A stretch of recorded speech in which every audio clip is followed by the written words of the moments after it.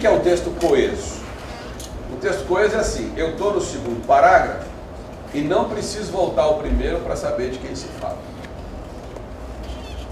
Nesse ponto, por exemplo, existe uma coisa horrorosa que a gente ainda faz, que é escrever um texto sobre, sei lá, um caso policial, por exemplo, e no segundo parágrafo, no primeiro parágrafo está lá o delegado, não sei quem, o bandido foi preso, né? No segundo parágrafo está lá, Guimarães disse que... Quem é Guimarães?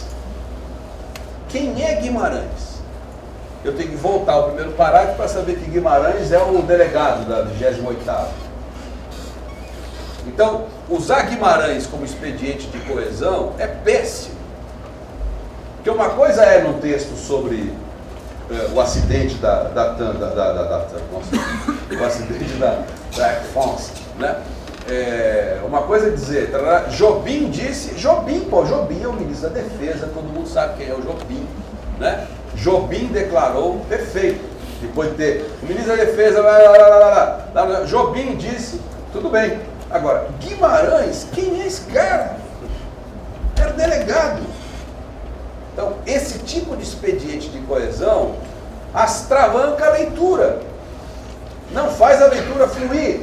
É muito melhor dizer, o delegado disse, acabou. Mesmo porque, se ele se chama Pedro, José ou João, importa no primeiro parágrafo como informação jornalística. Dali para frente ele é simplesmente o delega, nada mais do que isso. Pena que não pode botar o delega. E se pudesse, o delega disse, acabou, o que importa lá é a função dele. Então, a gente usa determinados expedientes de coesão que são horrorosos, que não fazem a leitura fluir. E às vezes a busca de fazer o diferente gera isso aqui. Segundo testemunhas, os skinheads cercaram 6 emos. 5 jovens correram. Eu não sei quem são esses 5 jovens, eu deduzo que sejam, né, 5 dos 6, mas a impressão que eu tenho lá é que emo é sempre jovem. Quando a gente usa expediente de coesão, a gente precisa ou agregar uma informação, né, ou ser o mais claro possível, o mais sintético possível. Quando a gente agrega uma informação desnecessária, se todos efetivamente são jovens, né, cai na redundância, tá claro? Né? A gente começa a esbarrar no caco, o texto começa a ficar com caco. 3 adultos e uma criança que estavam na área atingida ficaram debaixo dos escombros e foram socorridos por vizinhos. Os adultos sofreram cortes e escoriações, e uma menina de 11 anos quebrou a clavícula. Os adultos devem ser os 3 adultos, tá claro? E uma menina de 11 anos quebrou a clavícula, não dá nem para dizer que quebrou a clavícula, né? Essa menina de 11 anos é um 5º personagem. É o 5º personagem? Ou é a menina? Ou melhor, ou é a criança? Mas como é que eu faço a caracterização depois? Primeiro dizer que é uma criança, que é um indeterminado, o artigo indefinido, para eu continuar indefinindo depois, porque uma menina de 11 anos, uma é artigo indefinido, certo? Eu continuo sem definir. Será que eu não teria, né, resolvido a questão se eu tivesse 3 adultos e uma menina de 11 anos? Os adultos não sei o quê, e a menina, ou e a criança, eu não sei se menina de 11 anos dá para chamar de criança. Dá? Dá? Dá? Até 12? Até 12? Depende da menina. O motorista pagou R$300 de fiança e foi liberado, mas teve a carteira de habilitação suspensa e apreendida, né? Teve a carteira suspensa e apreendida. Eu tenho vontade de baixar um decreto aqui, proibido usar o verbo ter, até aprender, né? Não usa e depois fica um tempo sem usar para ver que pode viver sem ele, né? É perfeitamente possível viver sem ele, né? E depois que você se acostuma a viver sem ele, aí você volta a viver com ele devagar, né? Porque essa coisa de usar o verbo ter para tudo, chamado verbo ônibus, né? Palavra ônibus, né? É um negócio terrível, terrível, né? Isso é errado, né? Ah, sim, o verbo-ter não tem esses valores todos. Ele não teve a carteira de habilitação suspensa. A carteira dele foi suspensa, acabou. Às vezes a questão não é nem de certo e errado. Às vezes a questão é de repete, repete, repete, repete, fica uma coisa, né? A gente tem outras saídas. Maldito o dia em que ele foi inventado, né? Porque virou a vaselina do jornalismo. O ladrão teria entrado, porra! O delegado disse, o ladrão entrou. Então, se o delegado disse, o ladrão entrou, de acordo com o delegado, o ladrão entrou. O motivo da anulação do gol não ficou claro, né? Então, como o futuro do pretérito tem esse valor de... Então, já tem coisa do tipo, o gol teria sido anulado porque o jogador estaria impedido. Ora bola. O gol foi anulado. Ele não teria sido anulado. Já saiu coisa do tipo, fulano teria morrido. Fulano teria morrido. Fulano morreu. Então, para falar da suposta causa da morte do camarada, que ninguém sabe qual é, então há uma suposição sobre a causa da morte, não se tem certeza e tal, então já vai fulano teria morrido. Olha a que ponto chegou esse absurdo. A implosão não fez o serviço completo, né? E que, no caso, né, eles previam essa possibilidade porque teriam sido colocados. Olha, os caras disseram que previam isso.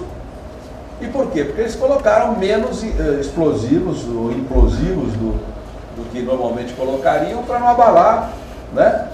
Daí a gente vai para e usa o futuro do pretérito. Teriam sido colocados, é uma coisa misteriosa, né? Os caras estão dizendo, os caras estão afirmando. A gente está tirando da afirmação alheia a veracidade. O governo estima que há, estima que haja. Ora, bolas, gramaticalmente falando, as duas formas são possíveis.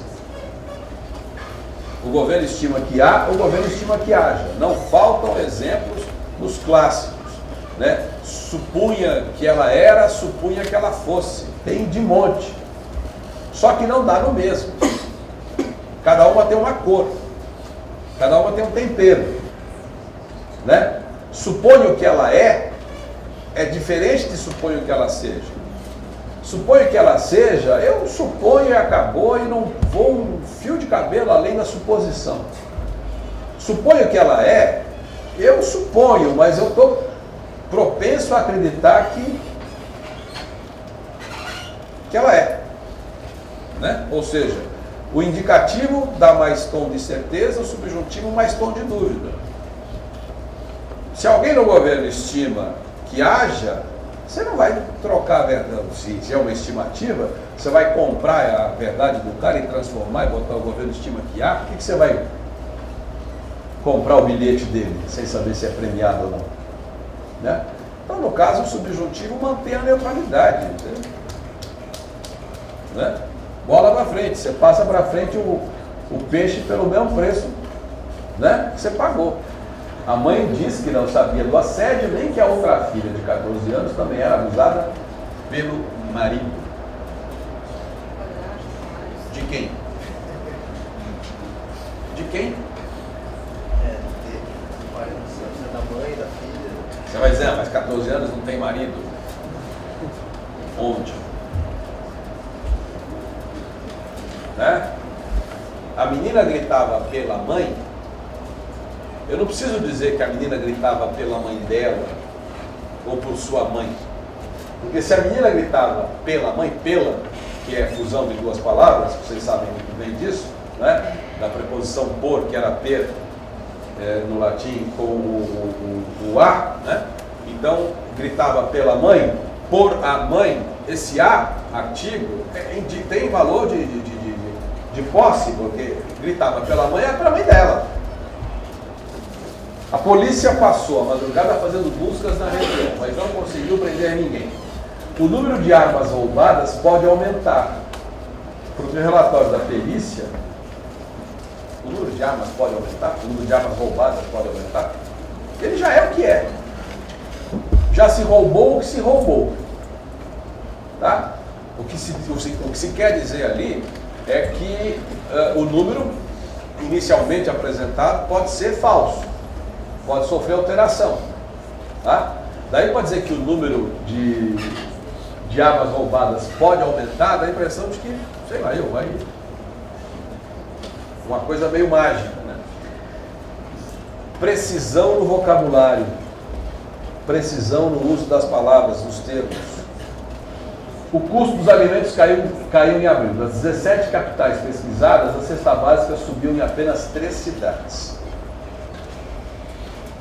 O que vocês me dizem da costura do segundo período?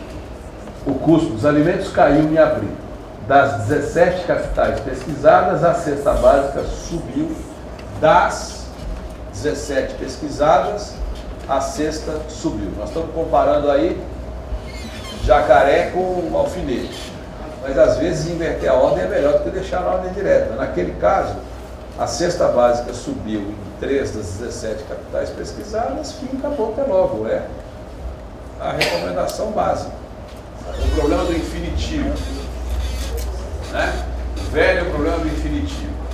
Caso clássico, quando o sujeito do infinitivo é o mesmo, quando o sujeito do infinitivo é o mesmo do outro verbo, do verbo da oração principal, a flexão é desnecessária. Tá? Desnecessária não quer dizer proibida. Então, se eu disser que eles foram a Brasília para conversar com o presidente, né? Quem é que foi a Brasília? Eles. Quem é que ia conversar com o presidente? Eles. O sujeito de conversar é o mesmo sujeito de foram. Eles foram a Brasília para conversar. Eu posso flexionar o infinitivo? Eles foram a Brasília para conversarem? Posso. Eu preciso fazer isso no texto jornalístico? Não. Eu vou encontrar isso 1 milhão de vezes em texto literário, né? E no texto literário a coisa funciona de outro jeito. O autor, o escritor, pode querer enfatizar determinado processo.